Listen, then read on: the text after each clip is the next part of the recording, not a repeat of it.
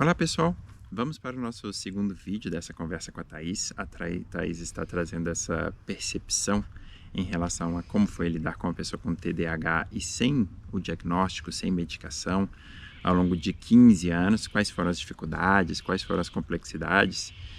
Então, Thaís, teve um momento inicial no qual você sugeriu que eu pudesse ter TDAH em função de uma série de características e desafios. E quando esse diagnóstico saiu, você teve um certo nível de ceticismo, Foi. um certo nível de dúvida em relação ao fato de ser ou não correto esse. Conta pra gente um pouquinho. Foi engraçado, porque fui eu mesma que sugeri que ele levasse ao psicólogo dele, né? Que ele talvez pudesse ter TDAH. Aí depois de meses de pesquisa, de testes, quando veio o diagnóstico, eu fiquei meio incrédula. Eu não sei exatamente, eu achei muito contraditório isso na minha cabeça, se eu mesma que apresentei essa possibilidade. Aí no início eu fiquei meio incrédula, mas acho que muito por ignorância, porque eu via muita gente na internet, eu acho que muitos de vocês também, que se autodeclaram ter o transtorno, né? Então eu fiquei meio cética, assim. Só que o Cristiano, ele, no hiperfoco dele de estudo, né, ele se aprofundou e se aprofunda muito nesse assunto.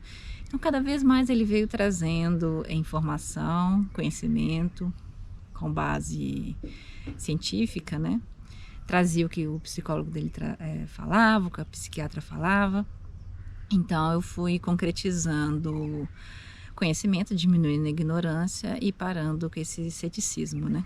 Acho que uma coisa que acontece com relação a esse ceticismo é que geralmente a gente tem a percepção de que, antes da gente entender de fato o TDAH, a gente tem uma percepção de que muitas vezes ou nem é uma questão de verdade, nem é um transtorno de verdade, ou então que a pessoa que tem o TDAH é uma pessoa completamente atrapalhada, que não funciona nada em lugar nenhum. E, na verdade, não é isso que a gente vê na prática, né? A gente tem muitos exemplos de pessoas que funcionam bem em algumas áreas da vida e não funcionam em outras, né? Sim, eu acho que o ceticismo também veio o que o Cristiano acabou de falar. Como ele funcionava muito bem, funciona muito bem até hoje, na parte profissional de estudo, que é o que a sociedade quer que a gente entregue, né? Então, isso também trouxe o ceticismo, assim. Mas é o que eu falei, é por ignorância, né? Ele trazendo conhecimento e tal, então a ignorância foi indo embora e o ceticismo também. E o que você percebeu com relação à mudança do ponto de vista de organização? Pós-remédio? Pós-remédio. Gente, eu acho que foi um dos maiores divisores de água que eu vi na minha vida, assim. É impressionante o efeito do remédio, assim. Eu fiquei realmente muito impressionada, assim, em pouco tempo. O Cristiano, ele passou a ser uma pessoa muito organizada, assim. Eu tenho a sensação que a mente dele se organizou toda. Ele não trabalhou menos. Como eu acho que a mente dele se organizou, ele começou a trabalhar mais. Não me incomoda, tá? Porque ao mesmo tempo que ele começou a trabalhar mais, ele conseguiu equilíbrio na vida dele. Então, outras áreas da vida que ele tinha muita dificuldade de se organizar, de ter atenção, ele conseguiu equilíbrio. Ele conseguiu se organizar, ele conseguiu ter atenção. Então, foi realmente um divisor de águas. A parte da irritação, que eu até falei no vídeo anterior, diminuiu assim drasticamente. Virou uma pessoa bem mais calma. Situações adversas que eu já sabia que, né, no perfil de antes do remédio, ele poderia ficar nervoso, se irritar, não o irritavam mais. Ele lida com a situação de uma maneira muito mais leve. Eu sinto que ele ficou mais alegre e ele traz para a nossa vida hoje em dia e para o dia a dia parece exagero, mas é um sentimento de plenitude, assim. Porque ele tá muito leve, sabe? Muito leve. A parte de nervosismo é praticamente mínima, assim. Não chega a zero, porque é ser humano ainda, né? Mas é assim, incomparável. Foi um grande divisor de águas o remédio, assim. Eu não sabia que o impacto era grande e que foi um impacto grande e rápido, sabe? Não demorou, tipo, meses pra gente ver qualquer resultado. Foi algo realmente muito rápido. E é uma coisa interessante, né? Porque eu lido com as situações elas me incomodam menos porque eu acabei me tornando menos impulsivo. Sendo menos impulsivo, eu fico menos afetado emocionalmente pelas coisas, a minha resposta é uma resposta mais equilibrada e daí eu consigo encontrar mais foco. Conta um pouquinho pra gente sobre como você percebeu essa questão do foco no nosso dia a dia, porque antes tinha um hiperfoco. E daí eu conseguia focar em uma coisa por horas e horas e ficava sem comer e ficava sem beber água. Mas depois que eu passei a tomar a medicação, e só para vocês saberem, pessoal, eu tomo o Concerta, ok? Aqui é importantíssimo vocês entenderem que é necessário buscar um psicólogo e um psiquiatra que auxilie vocês a entenderem toda essa questão. E esses profissionais que irão indicar qual é a medicação correta. Nós teremos 3 medicações de referência, 3 medicações principais, não é? Mas conta pra gente, como é que foi a mudança em relação ao foco? Então, o Cristiano sempre teve o hiperfoco no estudo e no trabalho, né? E demais coisas da vida ficavam em último plano, vamos dizer assim. Mas agora ele consegue, parece pequeno, só que como eu estava trabalhando com filho já, era uma sobrecarga muito grande. Então, como eu cuidava de todos os detalhes de uma administração da casa, pagamento de conta,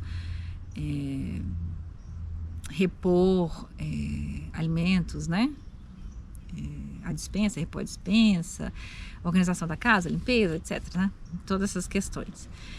E realmente o Cristiano, antes da medicação, ele não conseguia lidar com esses assuntos. Era assim, caótico. E às vezes eu tinha que pedir uma coisa, inúmeras vezes, é cansativo, né? Hoje em dia não tem isso. E é uma coisa interessante, né? Porque a Thaís, ela pedia a mesma coisa inúmeras vezes e esse provavelmente foi um dos principais gatilhos de entender que existe alguma coisa aí. Porque eu virava para ela e falava, o que é para fazer mesmo? E eu simplesmente não lembrava. E ela ficava indignada que eu não lembrava porque no final das contas ela tinha acabado de falar 10 minutos atrás.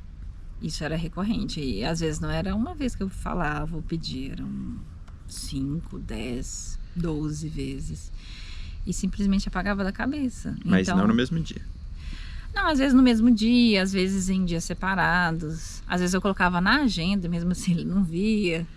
E isso desgasta muito, porque não é um pedido só. Eram vários pedidos, porque né, eu estava trabalhando, a gente tinha um filho e cuidar de tanta coisa assim estava pesado. E a gente foi percebendo que não estava dando, assim. Mas quando veio o remédio, eu sei que para algumas pessoas parece pequeno, tipo assim, pedir, um exemplo, para estender roupa. A roupa acabou de lavar na máquina e estender. Quando você passa a ter que ficar falando vários pontinhos ao longo de uma semana inteira, é muito exaustivo. E você vai acumulando aquilo, vai ficando irritado, né? Hoje não tem isso. Às vezes eu peço uma coisa ou outra, mas ele tá ali, talvez, concentrado, porque ele gosta muito da parte de educação, né, do Tomás, né, que é o nosso filho mais velho. Então às vezes ele tá muito ali inserido, concentrado em ensinar o abecedário pro Tomás, ou tá ali concentrado no nosso filho, né? Aí ele talvez não escute, mas nada a ver com o TDAH, é um momento ali de interação, de concentração com o nosso filho, que ele gosta bastante. Mas hoje em dia é totalmente diferente, assim. A maioria das vezes eu não preciso pedir nada. Ele tá vendo, assim, que precisa fazer alguma coisa, simplesmente faz. E é o que eu falei, o remédio trouxe, não só o remédio, tá? Mas a terapia também, o remédio aliado à terapia, acompanhamento da psiquiatra também, trouxe esse equilíbrio na vida, entendeu? Ele continua muito focado na questão do trabalho e dos estudos, que não me incomoda nem um pouco. Eu acho isso admirável, eu adoro, porque me motiva. Só que ele conseguiu equilibrar os outros pratos da vida dele. Então a gente tem uma parceria muito forte. Sempre tivemos, né? Tivemos fases mais sensíveis, mas hoje em dia a parceria ficou mais forte ainda, né? E aproveitando um pouco sobre essa questão toda de... no passado nós tínhamos esse desafio, eu gostaria de perguntar para você.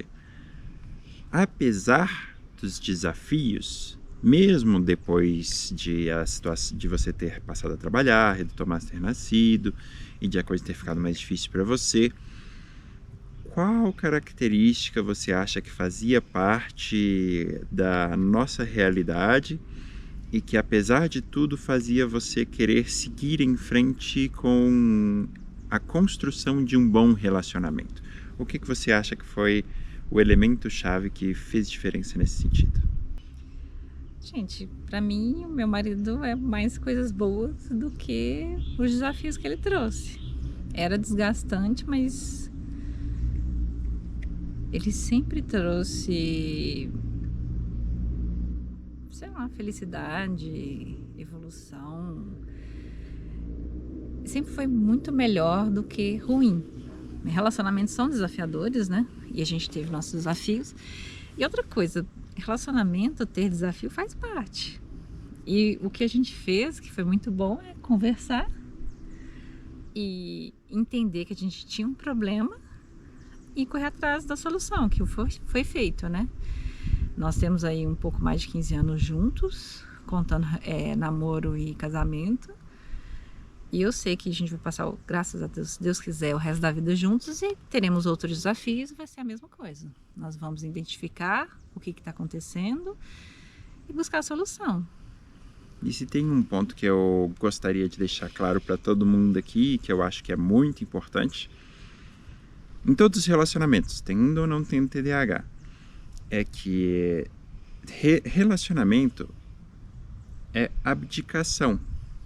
Relacionamento é você abrir mão de coisas que você tinha para você. Obviamente que tem gente que vai muito pro extremo em relação a abdicar. E daí também não é saudável.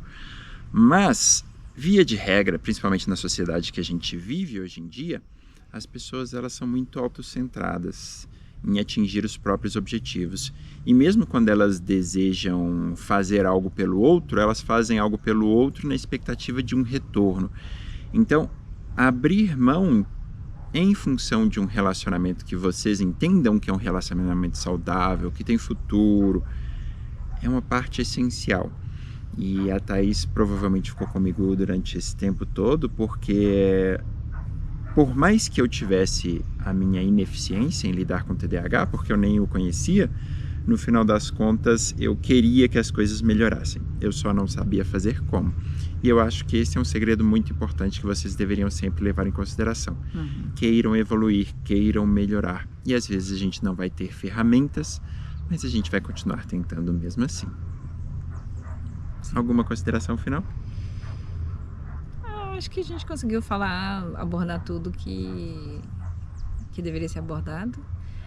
E eu acho que o principal você falou. A gente sempre vai ter desafio, sendo um relacionamento com TDAH ou não.